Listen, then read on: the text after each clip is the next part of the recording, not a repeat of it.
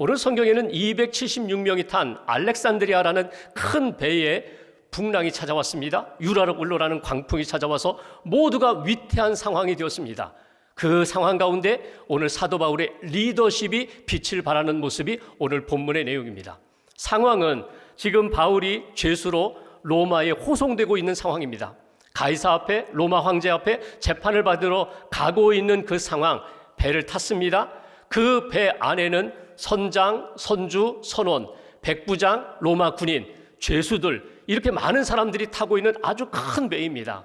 보통 이 배가 무엇을 운송했는가 하면 아프리카에서, 북아프리카에서 생산된 곡물을 가지고 이 로마까지 이송하는 일을 했습니다. 그 큰 배에 오늘 사람들이 가득 차 있는데 광풍이 몰려와서 죽게 되었다. 이제는 소망이 없다. 그때 바울이 담대하게 외칩니다. 여러분 걱정하지 마십시오. 어젯밤에 하나님의 사자가 저에게 말씀하셨습니다. 안심하라고, 두려워하지 말라고. 여기에 있는 모든 사람들 한 명도 죽지 않고 모두 다 안전하게 로마까지 갈 수 있을 거라고 하나님이 나에게 말씀하셨습니다. 저는 그 하나님을 믿고 하나님의 말씀을 믿습니다. 이제 여러분 안심하십시오. 이런 복음을 전해주었는데 사람들이 믿지를 않아요. 받아들이질 않아요. 그리고 각자가 살 길을 찾아가는 것이 오늘 본문의 상황이에요. 오늘 본문에 보면은 사공들, 선원들이 움직입니다. 군인들이 움직입니다. 백부장이 움직입니다. 사도 바울이 움직입니다. 각자 자기가 살 길을 찾아 움직이는 사람들의 다양한 모습을 통하여서 말씀의 거울로 우리 자신을 한번 비춰봅니다. 내가 만난 위기 가운데 나는 어떤 길을 걷고 있는가? 나는 어떤 방법을 찾고 있는가? 나는 믿음의 사람답게 하나님이 기뻐하시는 방법을 찾아서 지금도 그 길을 걷고 있는가? 말씀을 통하여 우리 자신을 돌아보고 하나님이 우리 각자에게 주시는 하나님의 음성을 들을 수 있기를 주님의 이름으로 기원합니다. 먼저 27장 27절 말씀을 봉독하겠습니다. 27장 27절 제가 봉독합니다. 열 나흘째 되는 날 밤에 우리가 아드리아 바다에서 이리저리 쫓겨가다가 자정쯤 되어 사공들이 어느 육지에 가까워지는 줄을 짐작하고, 여기 사공들은 승무원입니다. 선원들입니다. 바다의 전문가입니다. 배를 오랫동안 탔기 때문에 육지가 가까이 왔다는 것을 느낌으로 알았다는 것입니다. 그래서 28절에 보면은 물의 깊이를 재기 시작합니다. 바람에 밀려 이 배가 점점 육지로 가까이 가는 것을 느끼게 됩니다. 그리고 육지 가까이 다가가면 혹시라도 암초에 걸리거나 부딪힐까 하여 29절에 고물로 여기 닷넷을 내렸다. 여기 고물이라는 것은 배의 뒤편을 말하는 것입니다. 배 뒤편에 가서 닻을 4개 내려서 배가 정박할 수 있도록, 더 이상 육지에 가거나 암초에 부딪히지 않도록 정박했다는 것입니다. 이것이 선원들의 모습이에요. 그러니까 이들은 전문가예요. 바다를 알고 배를 알고 어떻게 하면 살 수 있는지를 잘 아는 사람들이 오늘 이렇게 움직였다는 것입니다. 그런데 결정적으로 그들이 가지고 있는 마음이 있어요. 30절 말씀 한 절 같이 봉독하겠습니다. 사공들이 도망하고자 하여 이물에서 닻을 내리는 채 하고 거룻배를 바다에 내려놓거늘.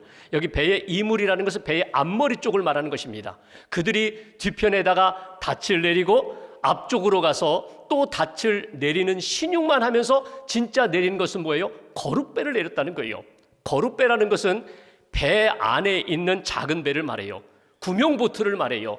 오늘 선원들이 몰래, 여기 군인들, 다른 죄수들, 다른 사람들 몰래 거룻배를 내렸다는 것은 우리끼리 이 배에서 탈출하자는 거예요. 도망가자는 거예요. 이 배가 위태로우니 우리만이라도 살아야겠다. 이런 모습이 오늘 선원들의 모습입니다. 여기에서 우리가 얻을 수 있는 신앙적 교훈이 있어요. 주목할 부분이 있어요. 위기 가운데 사람들의 다양한 반응이 나타나는데 특별히 먼저 우리가 주목할 것은 여기 선원들과 같이 도망하는 사람들이 있다는 거예요. 어떤 공동체든지 위기 가운데 있을 때, 어려움 가운데 있을 때 다른 사람들은 모르고 나만 살겠다는 이기적인 마음, 다른 사람들은 죽든지 어려움을 겪든지 나만 이 위기에서 탈출하겠다고 하는 그런 사람들이 공동체 안에는 있게 되었는데 오늘 선원들이 그 모습으로 나타나는 것을 보게 됩니다.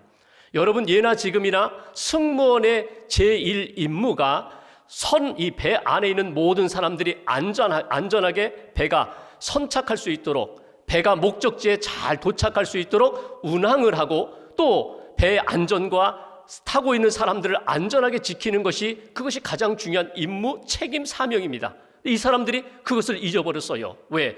위기 가운데 나만 살려고, 위기 가운데 나만 탈출하려고, 이런 사람들의 모습이 오늘 배 안에 나타나게 되었다는 거예요.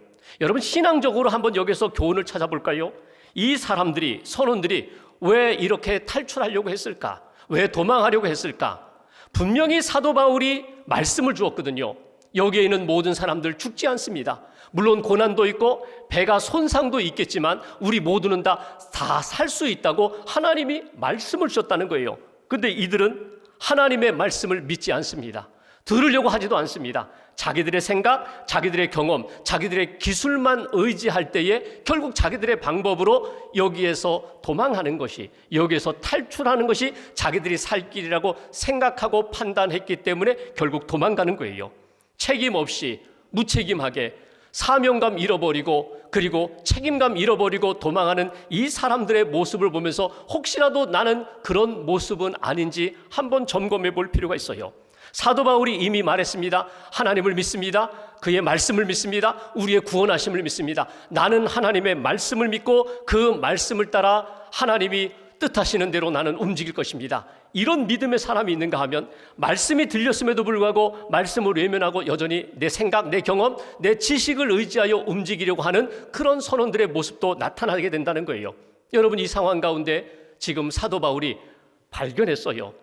오늘 선원들이 거룻배를 내리고 도망하려고 하는 것을 발견하고 사도 바울이 무엇을 합니까? 31절 말씀 보십시오. 31절, 바울이 백부장과 군인들에게 이르되 이 사람들이 배에 있지 아니하면 너희가 구원을 얻지 못하리라.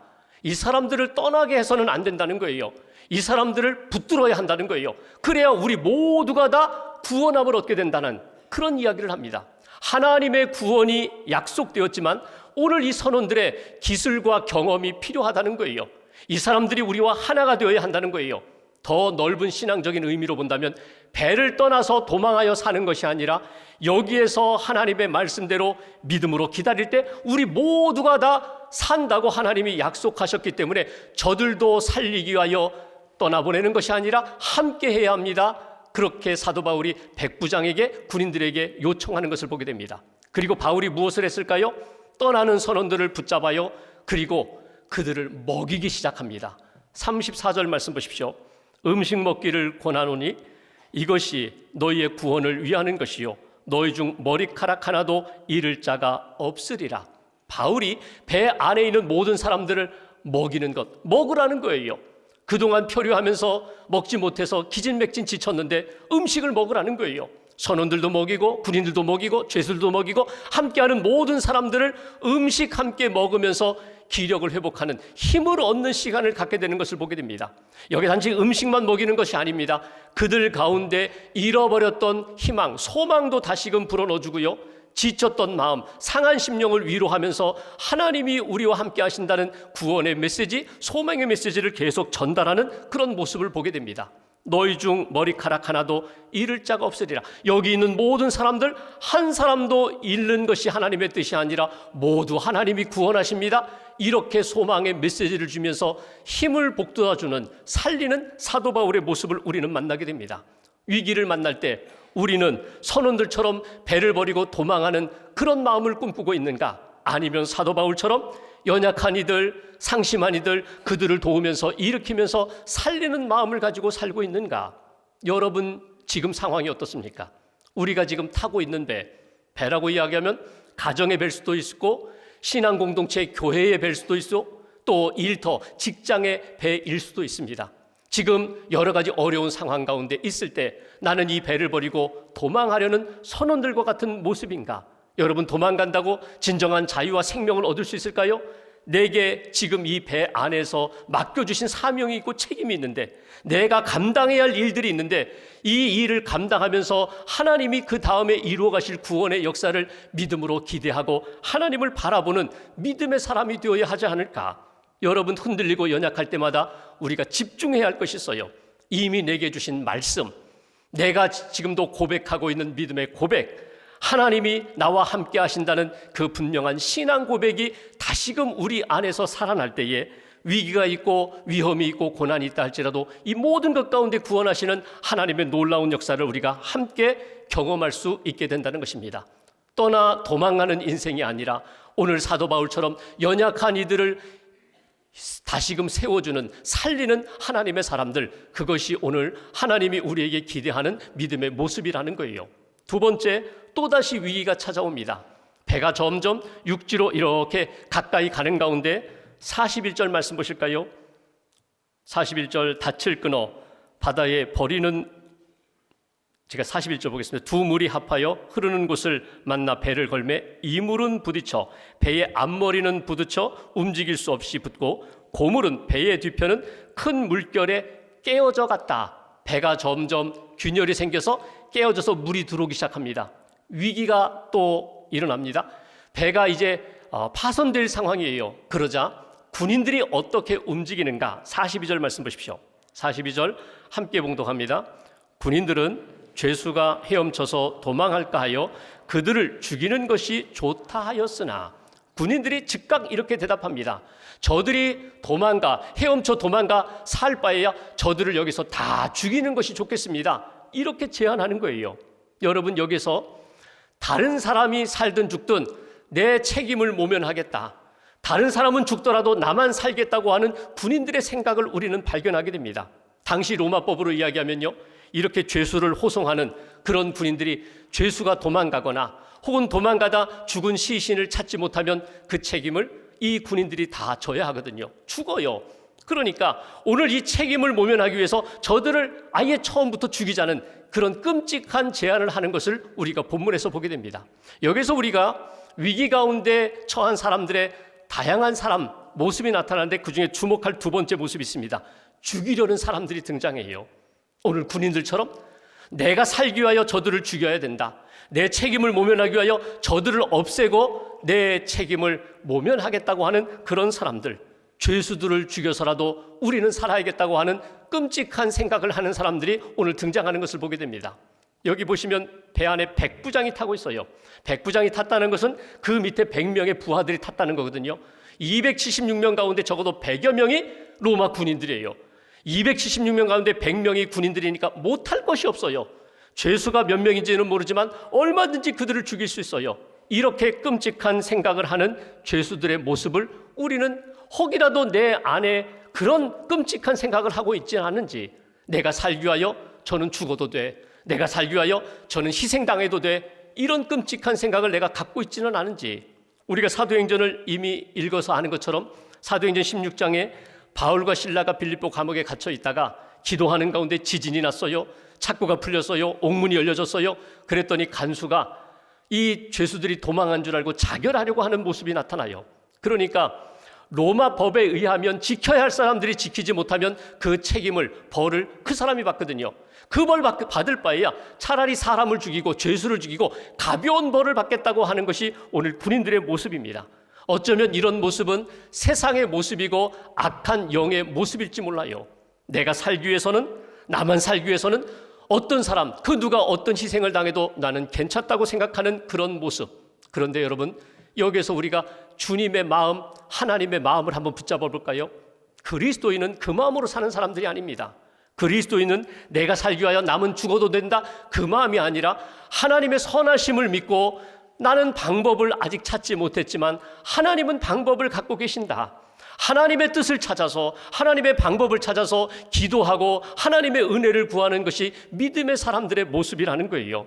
우리가 위태로울 때, 우리가 길을 찾지 못했을 때에 하나님이, 이 문제보다 더 크고 놀라운 하나님이 이 문제에 대한 답을 갖고 계시고 우리에게 역사하시고 일하실 것이라는 믿음을 기다리는 믿음의 자세가 우리에게 필요하다는 거예요.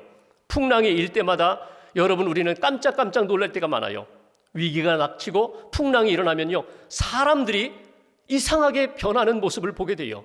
원래 저 사람 그런 사람 아닌데, 원래 저 사람 참 순한 사람인 줄 알았는데, 위기가 닥치고 위험이 닥치고 풍랑이 일어나면은요, 사람들이 자기도 모르게 다른 사람으로 변하는 것들을 우리는 발견하게 됩니다. 그러면 우리가 깜짝 놀라면서 저 사람은 저런 사람이야? 이렇게 판단하고 생각하기 쉬운데, 여러분, 여기서 믿음의 눈을 가지실 필요가 있어요.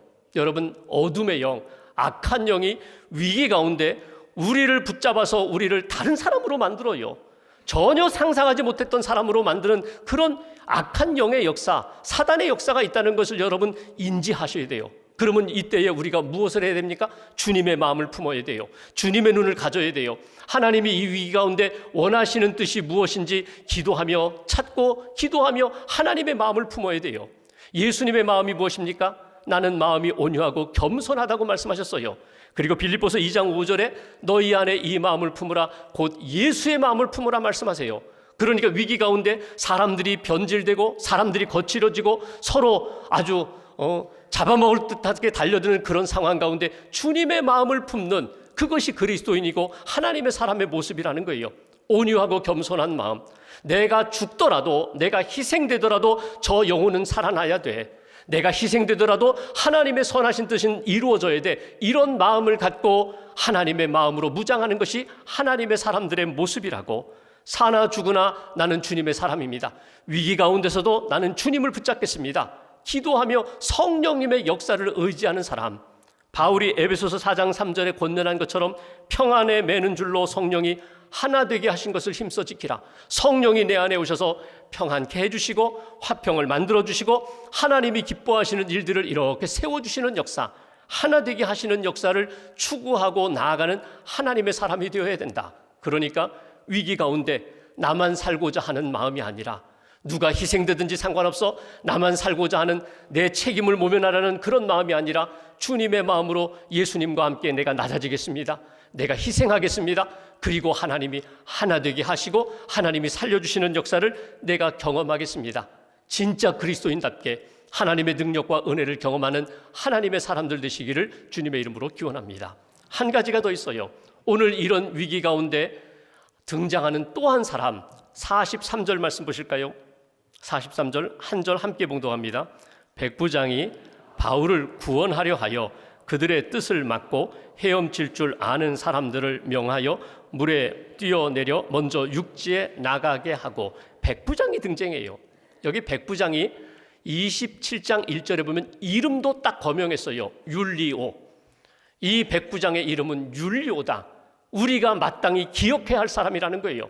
이 사람의 믿음, 이 사람의 가지고 있는 중심을 놓치지 말라는 거예요. 이 사람은 어떤 사람입니까? 자기 밑에 있는 부하들이 저 죄수들 다 죽이자고 할 때에 안 된다고 막습니다. 그 뜻을 막습니다. 왜 그랬을까요? 죄수를 죽이면 바울이 죽거든요. 바울을 살려야 되거든요. 바울을 통하여 그가 주의 음성도 들었어요. 믿음도 갖게 되었어요. 바울이 가지고 있는 그 믿음을 자기도 본받고 싶은 거예요. 그러니까 바울이 죽으면 안 돼요. 바울이 죽으면 안 되니까 죄수들을 죽이는 것을 가로막습니다. 더 넓은 의미로 본다면요, 여러분, 한 사람의 생명을 해치는 것, 그거 하나님이 기뻐하시는 뜻이 아니거든요. 마땅히 믿음의 사람이라면, 사랑의 사람이라면 늘 간직해야 할 부분이거든요. 오늘 이 율리오 백부장이 가로막습니다. 그리고 말하는 거예요. 여기 수영할 줄 아는 사람들은 먼저 물로 뛰어내려서 수영해서 육지로 가십시오. 그리고 44절에 보면 수영할 줄 모르는 사람은 널조각이나 배 물건을 의지하여 그 몸을 의지하여 육지로 가라고 그렇게 명령을 내려요. 그리고 마지막에 보면은 여기 모든 사람 다 상륙하여 구조되었다고. 누가 구조했다고요? 백부장이? 바울이? 선원이? 군인이? 아닙니다. 하나님이 미리 약속하신 대로, 말씀하신 대로, 계획하신 대로 270명 모두를 다 한 사람도 죽지 않고 모두가 다 육지에 도착할 수 있도록 하나님이 구조하셨다. 하나님이 구원하셨다. 여기에서 우리가 주목할 사람 세 번째 있습니다. 바로 사도 바울같이, 백부장 율리오와 같이 사람을 살리는 그런 인생, 살리는 사람이 있다는 거예요. 영혼을 살리고 낙심한 사람을 살리고 구원의 길로 인도하는 생명의 역사에 쓰임받는 그런 백부장과 같은 사도 바울과 같은 믿음의 인생이 있다는 것입니다. 여러분, 우리가 살리고자 마음만 먹으면, 정말 내 저 영혼을 살리고자 하는 간절한 마음과 의지가 있다면 하나님이 은혜도 주세요. 능력도 주세요. 조건도 바꿔주세요. 믿음의 사람도 붙여주세요. 정말 내가 살리고자 하는 마음이 있는가? 공동체를 살리고자 하는 마음, 내 이웃, 내 영혼을 살리고자 하는 마음이 있다면 기도하게 되고 주님 매달리게 되고 그 주님의 은혜 가운데 살리는 역사를 만들어 주신다는 거예요. 오늘 사도 바울이 그 276년 전체가 다 하나님의 은혜 가운데 살리라는 말씀을 받았고 살리고자 몸부림쳤던 것을 보게 됩니다. 이미 보았던 것처럼 선원들이 도망하려고 하다가 실패하니까 사도 바울이 무엇을 했어요? 먹였어요. 그들을 먹였어요. 오늘 여기 우리가 이미 읽은 말씀처럼 이것을 먹고 힘을 얻어라, 기력을 얻어라, 먹였어요. 그 먹었던 그들이 오늘 언제 힘을 발휘합니까? 결국 배가 깨어지자 그 기력으로 수용해서 그 널조각 붙잡고 결국 육지까지 가게 되잖아요. 하나님의 구원 계획 속에 그때그때마다 주시는 마음, 그때그때마다 주시는 생명을 살리는 방법을 놓치지 마시라는 거예요. 믿음을 붙잡고 하나님의 약속을 붙잡고 내가 생명을 살리는 일에 쓰임받는 인생이 되겠노라고 다짐하고 또 다짐하는 하나님의 사람들. 성경에 보면은 여전히 도망가는 사람들이 있어요. 죽이려고 하는 사람이 있어요. 그런가 하면 살리고자 몸부림치는 사람이 있어요. 그 중에 한 사람 소개하면 구약의 유다라는 사람이에요. 아버지 야곱이 죽기 전에 자기 12아들을 위하여 이렇게 축복 안수기도 하는 유언하는 장면이 나옵니다. 창세기 49장 8절에 보면 유다에게 축복하는데 이렇게 축복합니다. 유다야, 너는 내 형제의 찬송이 될지라. 유다라는 이름이 찬송이거든요. 너는 내 이름대로 찬송이 되리라. 많은 형제들로부터 칭찬을 받게 되리라. 유다가 도대체 무슨 일을 했기에 이런 칭찬을 받을까? 나중에 이런 예언도 합니다. 내 후손 가운데 왕족이 될 것이다. 유다의 자손 가운데 다윗이 등장하잖아요. 다윗이 왕이 돼요. 내 자손 가운데 구세주 메시아가 나올 것이다. 유다 지파에서 예수 그리스도 구원자가 이 땅에 오십니다. 도대체 유다가 무슨 일을 했기에 이런 귀한 복을 받았을까? 여러분, 유다의 행적을 보면요, 자기 동생 그 요셉이 형들의 미움을 받아서 구덩이에 던져지고 죽이느냐 살리느냐 막 이럴 때에, 논란이 있을 때에 유다가 아유, 저 요셉 죽이지 말고 그냥 미디안 상인에게 팔자고 죽이지 않고 살리는 일에 앞장섰던 사람이 유다입니다. 자기 며느리 다말이 남편을 잃고 자기 자식을 이어야 되는데 방법이 없으니까 그가 창녀로 분장하고 자기 시아버지 유다와 동침하고 임신하잖아요. 나중에 이 일을 알게 되었을 때 당시의 관습으로 이야기하면요, 그 며느리 죽이는 거예요. 근데 유다가 죽이지 않아요. 내가 잘못했다, 내가 실수했다. 다말을 살려요. 그게 유다예요. 여러분, 나중에 요셉이 애굽의 총리가 되었을 때 형제들이 다 가서 양식을 구할 때 요셉이 형제들 다 알아보고 막내 베냐민을 딱 붙들어 놓습니다. 인질로 붙들어 놓습니다. 그리고 가라고 했을 때 나섰던 사람이 유다예요. 내가 대신 인질로 잡히겠다고, 내가 대신 희생하겠다고 그렇게 나섰던 사람이 유다예요. 여러분, 그 유다의 후손 유다 지파가 가나안 정복 전쟁 때에 전쟁을 하면 제일 앞장선 지파가 유다 지파입니다. 찬송을 부르면서 제일 앞장섰다는 건 뭐냐면 제일 많이 희생된 사람들이 유다예요. 근데 나중에 지파별로다가 인구 조사를 하니까 가장 많은 숫자의 지파가 유다 지파예요. 이게 하나님이 역사하시는 거예요. 우리가 인생을 살아가면서 이 유다와 같이 내가 낮아지고 내가 희생하고 내가 살리는 일에 열심을 다하면 그 사람과 그 가문, 그 믿음을 하나님이 귀히 여기신다는 거예요. 유다를 통하여 다윗이 나오고, 다윗은 끊임없이 살리는 사람이었잖아요. 사울은 죽이려고 했을 때 다윗은 끊임없이 살렸던 사람. 그 밑에 예수 그리스도가 이 땅에 오셔서 복음으로 세상을 살리는 구원자가 되셨잖아요. 오늘 내가 하나님 앞에서 어떤 믿음의 길을 걷고 있는가? 예수님을 믿는다는 것이 무엇입니까? 예수님을 믿고 내 영혼이 살아나고 내 믿음을 가지고 영혼을 살리는 일에 쓰임받는 그런 인생, 이것이 크리스찬입니다. 절망 가운데 소망을 말하고 여전히 어려움 가운데 불평 가운데 감사를 말하는 사람들이 그리스도인입니다. 남을 살리기 위하여 기도하고 몸부림치고 성령 의지하는 사람들이 그리스도인입니다. 하나님을 믿고 그 말씀을 믿고 어떻게든지 내가 살리겠습니다. 하나님 앞에 매달리면 하나님이 은혜도 주시고 능력도 주시고 여건도 바꾸어 주시는 것이 하나님의 역사입니다. 한 주간을 살아가며 나를 부르신 하나님, 생명 주신 하나님, 나를 살리는 일에 쓰이기를 원하시는 하나님 앞에 여러분 겸손히 주님의 마음을 품고 쓰임받는 인생, 살리는 일에 하나님의 역사에 쓰임받는 저와 여러분들의 한 주간이 되시기를 주님의 이름으로 기원합니다.